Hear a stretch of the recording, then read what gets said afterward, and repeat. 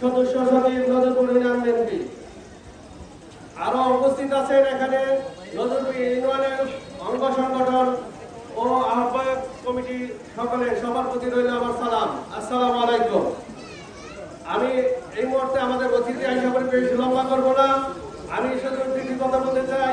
আমি জিয়াউর রহমানের আদর্শকে যারা লালন পালন করতে চান তারা কোনোদিনই দলের মধ্যে বিশৃঙ্খলা তৈরি করবেন না, আমারই আশা। আমরা সবাই এক জিয়াউর রহমানের আদর্শে। আমাদের মরহুম জিয়াউর রহমান এমন কোন লোক বলতে পারবে না যে তার আদর্শের মধ্যে এমন কোন ত্রুটি, কোনো খারাপ একটা মন্তব্য করার মতো কারো কাছ থেকে শুনি নাই।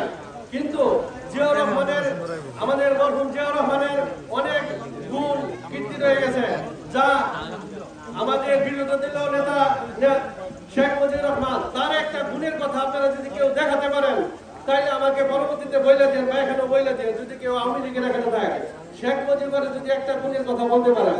আমাদের মরহুম প্রেসিডেন্ট জিয়াউর রহমানের অনেক কর্মসূচি রয়েছে ভালো ভালো, এখনো আজও আমাদের সামনে চোখে ভাসে তার খাল খনন কর্মসূচি। আমি আমাদের প্রিয় নেতা জনাব জালালউদ্দিন সরকার সাহেবকে আহ্বান করবো আমাদের